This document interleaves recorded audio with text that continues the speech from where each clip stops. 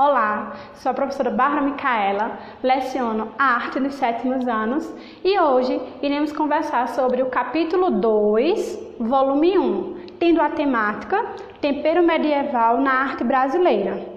Inicialmente, em sala, fizemos uma análise da imagem, da ilustração do capítulo sobre Ariano Suassuna, sobre essa questão do tempero medieval na arte brasileira.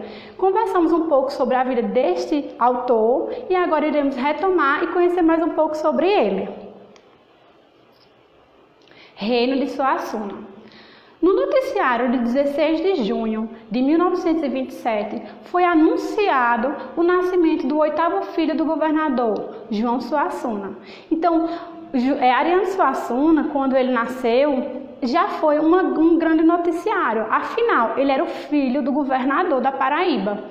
E, inicialmente, chamavam ele de Pedro. Ele foi chamado de Pedro. Só com o tempo foi que o pai dele escolheu o nome dele de Ariano. A tragédia política. Essa questão da tragédia política ficou muito marcada na vida de Ariano Suassuna. Por quê? O seu pai, como falei, ele era governador da Paraíba. Depois do seu mandato, ele foi morar com a família no Rio de Janeiro. Chegando lá no Rio de Janeiro, houve a revolta de 30. E o pai dele, João Suassuna, ele foi muito perseguido politicamente. Então, por que ele foi perseguido? Quando ele chegou no Rio de Janeiro, João Pessoa foi assassinado. E o que foi que acusaram? Acusaram João Suassuna de ter mandado matar João Pessoa. Então, por conta de toda essa trama política, João Suassuna ele foi morto por questões políticas. E essa tragédia abalou muito a estrutura de Ariano Suassuna. Ele se viu em um cenário onde, de um lado, tinha a questão da família dele querendo vingança, e do outro lado, a mãe dele defendendo que não houvesse essa vingança, mas sim que eles seguissem com a vida deles. Então, a tragédia política marca também todos os contos de Ariano Suassuna, os livros dele, porque ele fala que um ser ele só é pensante se ele tiver a criticidade política. Então, ele fala que ele nasceu em borbulhas políticas. Então, por isso que todos os livros de Ariano Suassuna, todos os contos, todas as músicas que estão relacionadas ao seu movimento faz parte dessa criticidade política. O universo de Taperoá. Quando Ariano Suassuna ele morava no Rio de Janeiro, o pai dele morre, ele volta para a cidade de Taperoá. Quando ele chega lá, ele tem um contato com a vida do sertanejo. Ele tem um contato bem próximo com literatura de cordel, com teatros de mamulengo. Então ele começa a perceber como é bonito, como é grandioso a cultura do sertanejo. Então, essa questão do universo de Taperoá ficou muito marcado na vida de Ariano Suassuna em toda a sua obra. Esse orgulho por ser nordestino, esse orgulho por defender as causas do povo sertanejo. Visão de mundo como um grande teatro, como um grande circo. Uma das heranças deixadas por João Suassuna foi a sua imensa biblioteca. Então, Ariano Suassuna, ele cresceu circulado de muitos livros, de uma biblioteca imensa. Então, ele tinha o acesso aos textos teatrais, e uma coisa que chamava muita atenção dele era o circo. Então, quando o circo chegava na cidade de Taperoá, era um marco, era como se fosse o show daquela época lá na cidade. Então, ele tinha a realidade dele entre os livros da biblioteca do pai dele, deixados pelo pai dele, e o circo, que era o mundo real, que era um mundo que vinha de fora para a cidade dele. Então, ele tem essa visão do mundo como um grande teatro e como um circo também.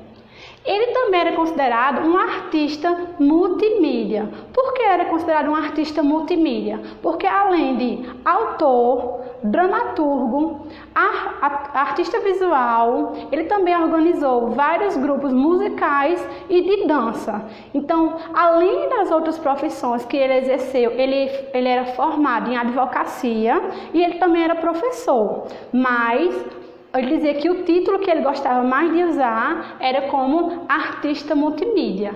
Ele era pernambucano de coração, ele tinha um amor imenso pelo esporte, tanto é que em todos os lugares que ele andava, ele dizia que o sangue dele era da Paraíba, porém o coração dele era de Pernambuco. A valorização à cultura popular, o sertanejo e o orgulho. Como eu falei para vocês, o sertão, a cidade de Itapeorá, assim como Pernambuco, abraçaram Ariano Suassuna de uma forma tão grande que ele defendeu a cultura popular e ele fazia questão de dizer que era pernambucano, ele fazia questão de dizer que torcia pelo esporte. Então, ele não conseguia separar a arte do orgulho dele de ser pernambucano. Isso está muito associado uma imagem à outra. Aula espetáculo em Garanhuns. Uma das últimas aulas não. A última aula espetáculo que Ariano Suassuna, ele teve a oportunidade de estar presente com o público, de passar suas ideias. Ele passou muitos textos dele, ele passou também ideias políticas e até piadas. Aconteceu no dia 18/7 do ano de 2014, no Festival de Inverno. Vejam, dia 18/7. O dia do falecimento dele foi no dia 23/7, bem próximo ao dia que ele veio aqui para o Festival de Inverno. Então, ele morreu na cidade de Recife aos 87 anos.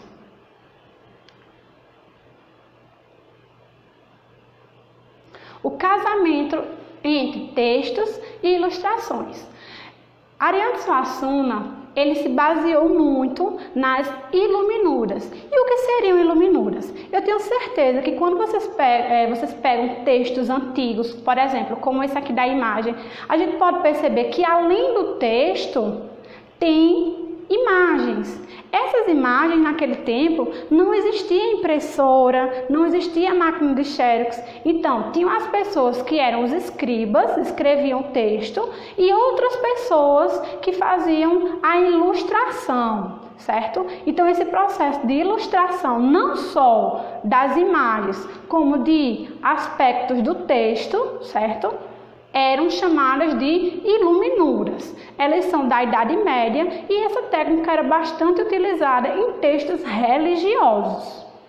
Então, Ariano Suassuna, ele faz uma junção entre as iluminuras, que são esse tipo de imagens, com gravuras populares nordestinas e o processo moderno de gravar pela luz. Então, esse processo de todo esse conjunto, ele denominou como iluminogravuras, ou seja, todos esses processos juntos formaram esse tipo de gravura feita por Ariano Suassuna.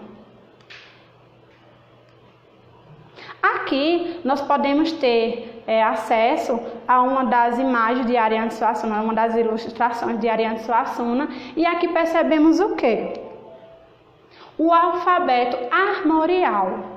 O alfabeto sertanejo feito com ferro, marcadores de gado. Então, quando ele estava na vida do sertanejo dele, ele percebeu que as famílias, para marcar a sua propriedade, eles pegavam um ferro quente e entalhavam na pele do boi, na pele do gado, para dizer que aquele gado pertencia a ele. E ele achava muito engraçado e muito bonita aquela técnica de pegar o ferro, de fazer o molde. Então, ele levou essa técnica para a arte dele e formou o alfabeto armorial, ou seja, era o alfabeto feito no ferro, que era de marcar o gado.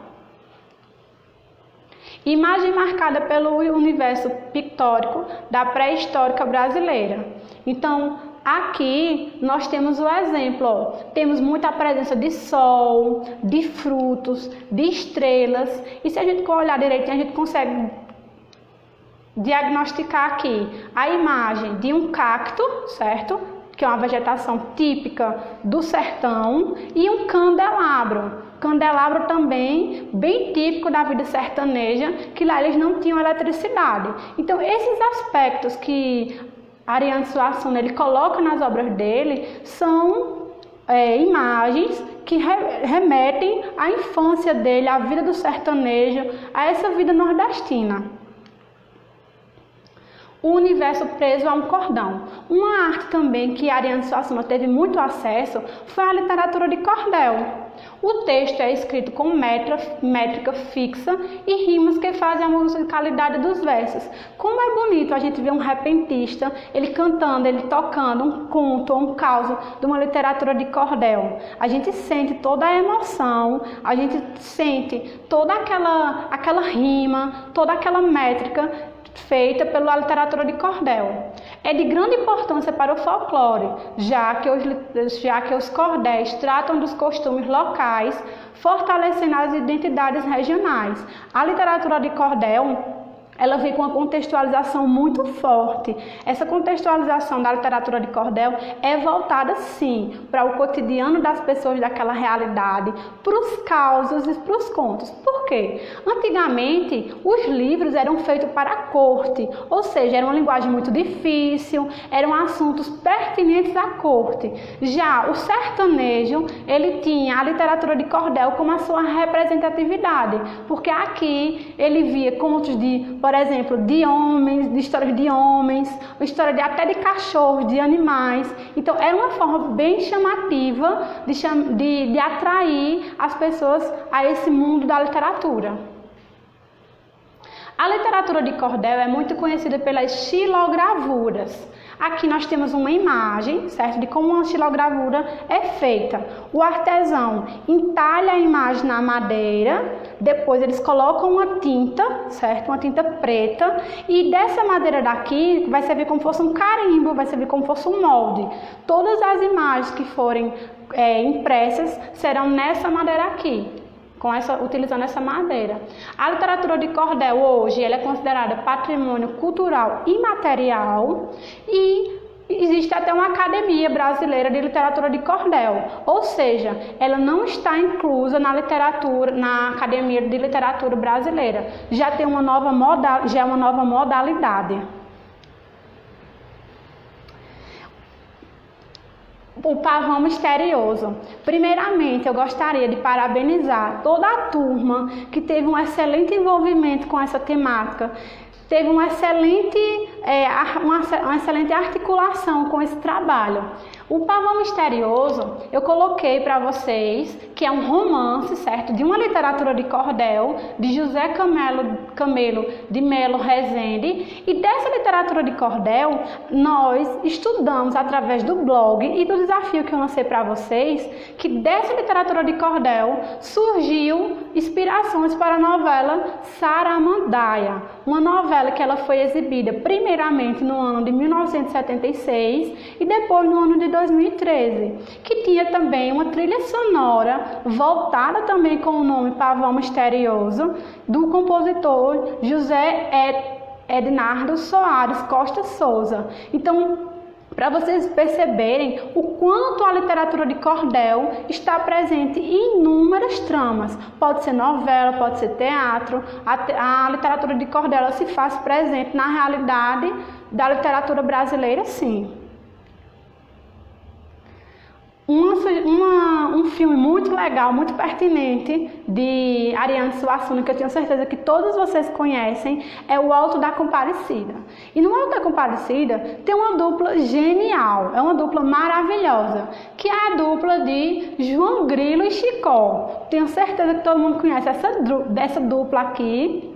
E Ariano Suassuna, quando ele fala dos dois personagens, ele faz uma ponte que ele fala que teve uma inspiração na dupla de palhaços Mateus e Bastião. Ele dizia que sempre em uma dupla tinha que ter o eu lírico, que é o pensador, e tem que ter o palhaço esperto, é aquele que sempre quer enrolar todo mundo e consegue chamar a atenção do que ele quer.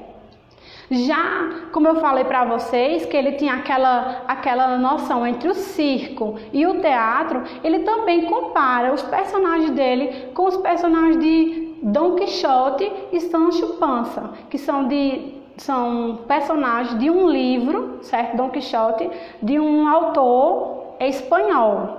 Então ele diz que João Grilo, ele se assemelha muito, ele tem muitos traços de Dom Quixote, pela sua coragem.